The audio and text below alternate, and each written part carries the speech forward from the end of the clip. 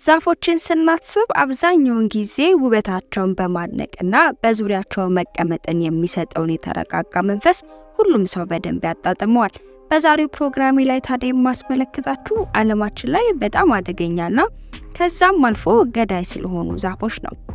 ዛፎች በፍጹም ሰላምና ፍቅር ለእኛ ውበትን ከመስጠት ውጪ ገዳይ ናቸው ሲባል ለማመን ቢቸግርም በሳይንሱ ዓለም ግን ፍጹም ለሰው ልጅ አይደለም መብላት በመንካት ብቻ የሰው ልጅን ሊጎዱ ወይም ሊገድሉ የሚችሉ ዛፎች አሉ ይለናል።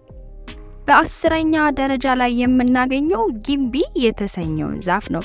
በአጋጣሚ የንብ መነደፍ አጋጥሟችሁ ካወቀና ህመሙን ላስተዋለው በትንሹም ቢሆን የጊምቢ ቅጠል ከሚያደርሰው ህመምን ለመረዳት ትችላላችሁ። ይህ ተክል የሚገኘው በሰሜናዊ የአውስትራሊያ ሬንፎረስት አካባቢ ሲሆን የልብ ቅርጽ ያለውን ቅጠል ስትመለከቱ ፍጹም ሰላማዊ ሊመስላችሁ ይችላል። ታዲያ የልብ ቅርጽ ያለው ተክል በቅጠሉ ዙሪያ ቀጫጭን ጸጉሮች ያሉት ሲሆን በውስጣቸውም ኒሮቶክሲን የተባለን ኬሚካል ይይዛሉ።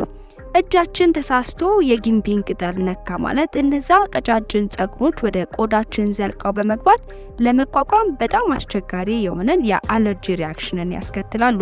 ወዲያውኑ ከፍተኛ የሆነ የቆዳ ማሳከክንና የቆዳ መቅላትን ያመጣሉ። ታዲያ በዚህ ቅጠል የተወጉ ሰዎች ህመሙን ሲገልጹት በኩል ሰዓት በአሲድ መቃጠልና በኤሌክትሪክ ሾክ መደረግን ያክል ህመም ያስከትላሉ ይላሉ። 9ኛ ደረጃ ላይ የምናየው ኤንጅል ትራምፔት የተሰኘውን ዛፍ ነው። ይህን ስም ስንሰማ መቼም ፍጹም ውብና ገነትን የሚያስብ ተክል ይሆን ሊያስብል ይችላል። ይህ ዛፍ በጣም ውብ የሆኑ አበቦችን የሚያፈራ ሲሆን በጓሯችን ውስጥ ብናያቸው ፍጹም ደስታን የሚሰጡ ናቸው። ታዲያ ይህ ተክል የስሙ ተቃራኒ ሆኖ ፍጹም መርዛማነት ያለውና ለሞት የሚያደርስ ኬሚካልን በውስጡ ይይዛል። ይህ የደውል ቅርጽ ያለው አበባ ታዲያ በውስጡ ከሚይዘው ኬሚካል አንዱ ትሮፔናል ኮላይድ የተባለ ሲሆን ኬሚካሉ አንድን ሰው በፍጹም የቁም ቅዠት ውስጥ መክተት የሚችል ነው።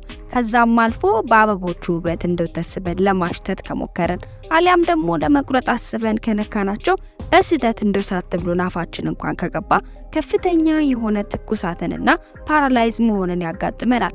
መርዛማነቱ ከፍተኛ ከሆነ ለሞት አሳልፎ ይሰጠናል ማለት ነው። ታዲያ ይህ አበባን ለሚወድ ሰው እጅግ አስደንጋጭ ዜና ነው። 8ኛ ደረጃ ላይ የምናየው ስትሪክኒን የተባለውን ዛፍ ነው። ይህ ዛፍ ዓመቱን ሙሉ በፍጹም ልምላሜ ውስጥ ያለ ዛፍ ሲሆን ቁመታቸው እስከ 12 ሜትር ድረስ ይደርሳል። ዛፉ በኢንዲያና በደቡብ ምዕራብ ኤዥያ ውስጥ በብዛት ይገኛል። ታዲያ ይህ ዛፍ በውስጡ ስትሪክኒን የተሰኘ በጣም መርዛማነት ያለው ኬሚካል የያዘ ሲሆን ይህ ኬሚካል በቀጥታ የሰው ልጅ የጡንቻንና የነርቨስ ሲስተሙን በከባዱ መጉዳት የሚችል ኬሚካል ነው። ባለማወቅ የዚህን ዛፍ ፍሬ ወይም ደግሞ ቅጠሉን ብንነካው ድንገተኛ የሆነ የጡንቻ መሸማቀቅ፣ ከፍተኛ የሆነ የአእምሮ መወጣጠርና ያተነፋፈስ ችግር ያጋጥመናል። ከዛም አልፎ ለሞት አሳልፈው ሊሰጡን ይችላሉ። በ7ኛ ደረጃ የምናገኘው ኢሮፒያን ዩ ወይ ደግሞ እንግሊሽ ዩ ተብሎ የሚጠራውን ዛፍ ነው። እነዚህ ዛፎች ቁመታቸው እስከ 30 ሜትር የሚደርስ ሲሆን በብዛት በኢሮፕና በሰሜናዊ ኤዥያ በስፋት ይገኛሉ። ይህ ዛፍ ታዲያ በሁሉም ክፍሎቹ ላይ ከቀያማ ፍሬዎቹ ውጪ ገዳይ የሆነ ታክሲን የተባለን ሰብስታንስ ይዛሉ። ያ ደግሞ ፍጹም አደገኛ ያደርጋቸዋል። ታዲያ ባለማወቅ ይህንን ዛፍ ነክተን መመረዛችንን እንኳን ላናስተውለው እንችላለን። የመጨረሻዎቹ ደቂቃችን ላይ እስክንደርስ ድረስ ምልክቶቹ እንኳን ከታዩ ከፍተኛ የሆነ መንቀጥቀጥና ፍጹም ቅዝቃዜን ይሰማናል። የልብ ምታችንን መቀነስ ይጀምራል። በመጨረሻም ድንገት የልባችን ምት ያቆማል። ሌላው አስገራሚው ነገር ይህ ዛፍ እድሜ ጠገብ መሆኑ ነው። በዓለማችን ላይ ክላክተን ስፔር ተብሎ የሚጠራው እድሜ ጠገቡ የእጅ መሳሪያ የተሰራውም ከዚህ ዛፍ እንጨቶች ነው። ሳይንቲስቶቹ እንደሚሉት በግምት እድሜው 400 ሺህ ዓመት እንደሞላው ነው። በ6ኛ ደረጃ ላይ የምናገኘው ሳንድባክስ የተባለውን ዛፍ ነው። ይህ ዛፍ በአማዞን ጫካና በሰሜንና በደቡብ አሜሪካ የሚገኝ ዛፍ ነው። ታዲያ ይህ ዛፍ ከግር እስከ ራሱ በረጃጅም ሾኮች በግንዶቹ ዙሪያ የተሞላ ነው። ከዛም አልፎ በውስጣቸው መርዛማነት ያለውን ፈሳሽ ያመነጫሉ።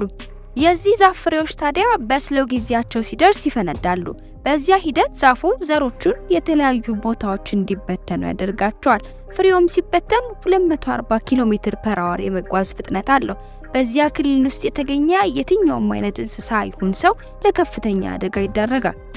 ታዲያ የዚህ ዛፍ ፍሬ ለመብልነት መጠቀም ብንችልም በፍጹም ጥንቃቄ ውስጥ መሆን አለበት።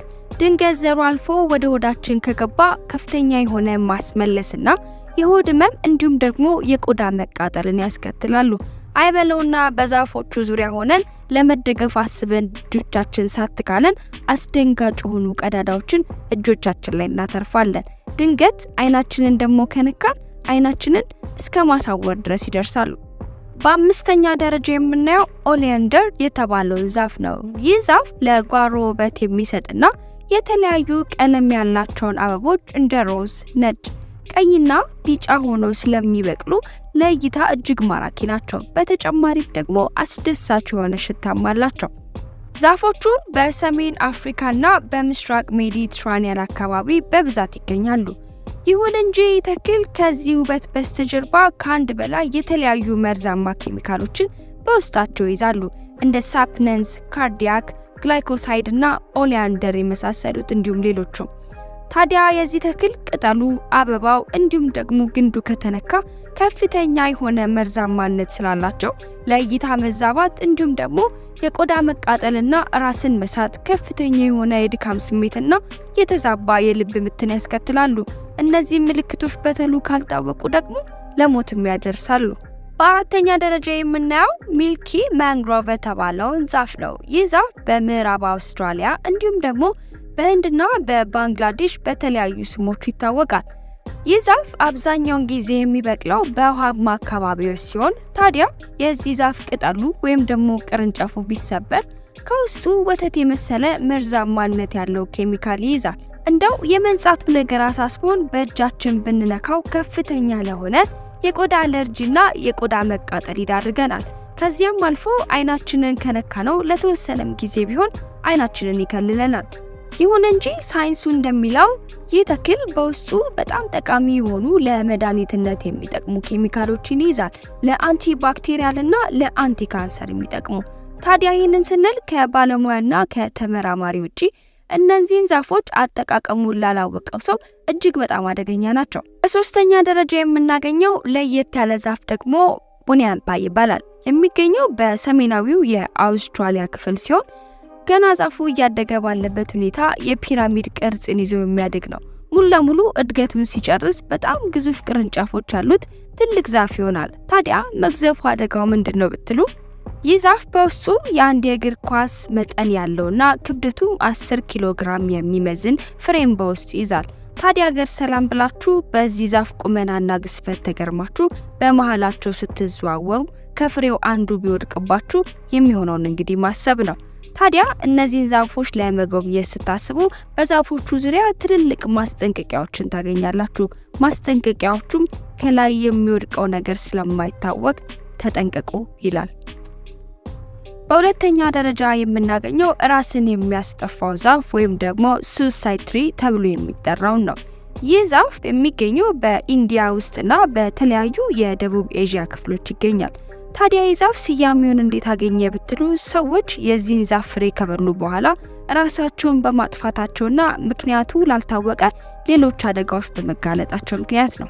አንድ ሰው የዚህን የዛፍ ፍሬ ሲመገብ ወዲያውኑ ከፍተኛ የሆነ የአፍ ውስጥ መቃጠል እንዲሁም ደግሞ ማስመለስን ያጋጥመዋል። ከዛም አልፎ ደግሞ የአተነፋፈስ ለውጥና የልብ ምቱ ከቀነሰ በኋላ ወዲያውኑ ለሞት ይዳርገናል። በአንደኛ ደረጃ ላይ የምናገኘው ማንችኔል ዛፍ ተብሎ የሚጠራው ነው። ይህ ዛፍ ከዓለማችን ላይ ካሉ እጅግ በጣም መርዛማ ከሆኑ ዛፎች አንደኛው ነው።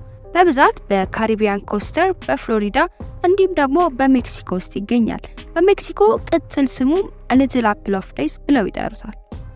ታዲያ ይህ ዛፍ ሲታይ የፖም ዛፍ አይነት ቢመስልም ባለማወቅ ፖምን አስቦ የነካው ወይም ደግሞ ለመብላት የሞከረ ሰው ራስን ለሞት አሳልፎ እንደሰጠ ይቆጠራል።